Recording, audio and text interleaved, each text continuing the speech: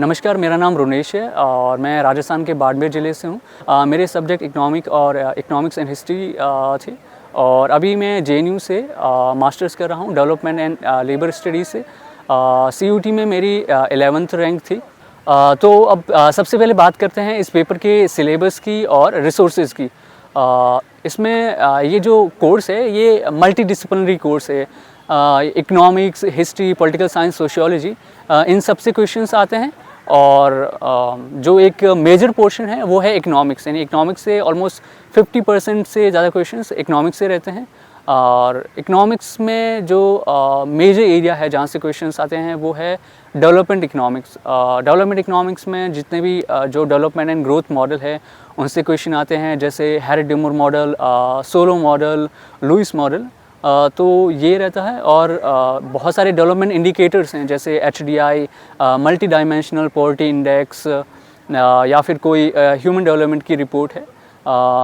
इस तरह से क्वेश्चन रहते हैं। इसके अलावा आप जितने भी क्लासिकल इकनॉमिक्स है उनको आप एक बार देख सकते हैं, जैसे एडम स्मिथ है, डेविड रिकार्डो है, या माल्थूस, कार्ल मार्क्स। इनकी जो मेजर थ्योरीज़ है और उन्होंने क्या मेजर बुक्स लिखी है, इनसे रिलेटेड क्वेश्चंस आते हैं। इंडियन इकोनॉमी से भी बहुत सारे क्वेश्चंस आते हैं, जैसे 5 ईयर प्लान्स हो गया, या इकोनॉमिक रिफॉर्म्स के लिए जो मेजर कमिटीज़ बनी हैं वो, और मैक्रो ट्रेंड्स हैं जितने भी, जैसे बजट डेटा या फिस्कल या मॉनेटरी पॉलिसी से रिलेटेड क्वेश्चंस आते हैं। और इसके बाद है सोशियोलॉजी। सोशियोलॉजी में मेनली सोशल थिंकर और उनकी थ्योरीज से रिलेटेड क्वेश्चंस आते हैं। डेवलपमेंट इकोनॉमिक्स के लिए आप एमिल झिंगन की बुक पढ़ सकते हैं। इसमें जितने भी सारे मॉडल्स हैं वो बहुत ही सीक्वेंस में दे रखे हैं। आपको बहुत डीप में नहीं पढ़ना है, बस आपको मॉडल्स की मेन फीचर्स और मॉडल किसने दिया है और बस यही तक पढ़ना है। और इंडियन इकोनॉमी के लिए आप रमेश सिंह की बुक पढ़ सकते हैं। और इसके बाद में है सोशियोलॉजी। सोशियोलॉजी में सोशल थिंकर और उनकी थ्योरी से रिलेटेड क्वेश्चंस आते हैं, और ये आप 11th की NCERT से कवर कर सकते हैं। और इसके अलावा आप YouTube पे अंतरा चक्रवर्ती की वीडियो वो देख सकते हैं। वो वीडियो काफ़ी उन्होंने अच्छे से वहाँ पे समझा रखा है। जितने भी सोशल थिंकर और थ्योरीज़ है उनको अच्छे से वहाँ पे उन्होंने एक्सप्लेन किया है। और इसके बाद में आता है पॉलिटी। पॉलिटी के लिए आप लक्ष्मीकांत अगर आपने पढ़ी है तो अच्छी बात है, अगर नहीं पढ़ी है तो भी आप, अभी इतना टाइम नहीं है कि आप उसको पूरा बुक को पढ़ सको, तो अभी आप बस फंडामेंटल राइट्स एंड जो DPSP है इन पे पढ़ सकते हैं। और इसके अलावा पॉलिटिकल जो थिंकर है और उनकी थ्योरीज़ है उनसे भी क्वेश्चन आते हैं। मैंने इनसे रिलेटेड कोई स्पेसिफिक बुक फॉलो नहीं की थी, मैंने यूट्यूब से कुछ वीडियो देखे थे। तो अगर आपके पास टाइम हो तो आप कोई बुक को रेफ़र कर सकते हैं, नहीं तो आप यूट्यूब से आपका काम हो सकता है। उसके बाद है हिस्ट्री। हिस्ट्री में आप मॉडर्न हिस्ट्री में स्पेक्ट्रम को फॉलो कर सकते हैं। अगर आप स्पेक्ट्रम को तो आप पूरा ही पढ़ लीजिए। और इसमें भी स्पेशली जो इकोनॉमिक हिस्ट्री है, यानी जो डी इंडस्ट्रियलाइजेशन है, ड्रेन ऑफ वेल्थ है, या लैंड सेटलमेंट जो पॉलिसीज़ है, और फार्मर्स एंड वर्कर्स मूवमेंट, इन पे आप स्पेशली आपको फोकस करना है। इसके अलावा एक टॉपिक जिसके बारे में हमने अभी तक बात नहीं की, वो है लेबर। क्योंकि कोर्स का नाम ही है डेवलपमेंट एंड लेबर स्टडीज़, तो लेबर से रिलेटेड बहुत सारे क्वेश्चंस आते हैं। लेबर से रिलेटेड जितने भी एस्पेक्ट्स हैं आपको वो सब फॉलो करने हैं, जैसे ILO हो गया, और लेबर लॉज है, लेबर कोड्स है, और भी जो लेबर कमीशंस हैं। तो लेबर से रिलेटेड आपको कुछ भी डेटा या वगैरह कुछ भी इनफॉर्मल सेक्टर है वो सारा आपको पढ़ना है।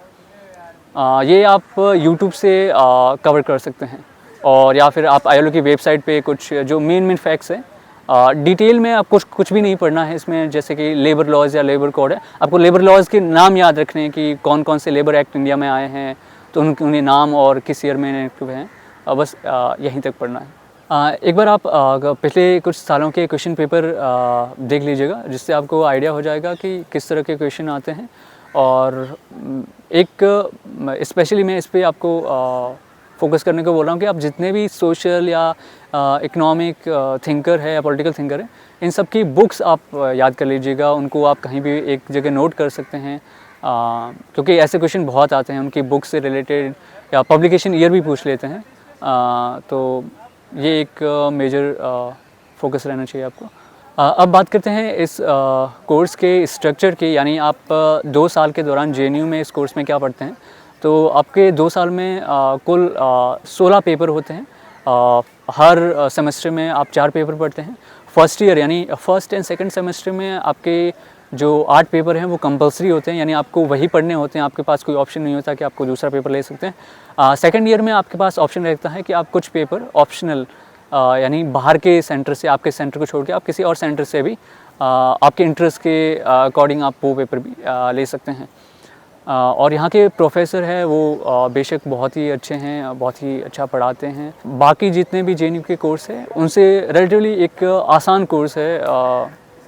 आप अगर किसी गवर्नमेंट जॉब की प्रिपरेशन भी कर रहे हैं तो साथ में आप इसको भी मैनेज कर सकते हैं। तो अगर आप डेली 3 या 4 घंटे देते हैं तो भी आपका आराम से सिलेबस कवर हो सकता है, क्योंकि आपको कुछ भी चीज़ सब्जेक्ट बहुत सारे हैं, लेकिन जो भी आप पढ़ेंगे आपको बहुत ही डीप में जाने की ज़रूरत नहीं है। आप अगर एक बार आपने कवर कर लिया और एक दूसरी बार रिवाइज़ कर लिया तो आपका आराम से हो सकता है। अगर आप किसी गवर्नमेंट जॉब की पहले से कोई प्रिपरेशन कर रहे हैं तो शायद मुझे लगता है कि ये आपके लिए और आसान रहेगा, क्योंकि इसमें जितने भी सब्जेक्ट है वो ऑलमोस्ट आपने शायद पहले से ही पढ़ रखे होंगे, और या मैंने जितने भी सोर्सेज बताए हैं आपने ऑलरेडी पढ़ रखे होंगे मोस्टली। और आपको बस थोड़ी सी मेहनत की ज़रूरत है और इतना बहुत कोई टफ़ नहीं है। अगर आप 3 महीने तक भी अगर 2 या 3 घंटे देते हैं तो आप आराम से इस पेपर को क्रैक कर सकते हैं। So all the best to everyone, and thank you to DKT for giving me this opportunity to connect with you all. And अगर आपका कोई डाउट हो तो डिस्क्रिप्शन में मेरा ईमेल आईडी है, आप वहाँ से मुझे मेल कर सकते हैं, या फिर आप कमेंट बॉक्स में अपना डाउट लिख सकते हैं। मैं जल्दी से जल्दी कोशिश करूँगा कि आपको जवाब दूँ। Thank you.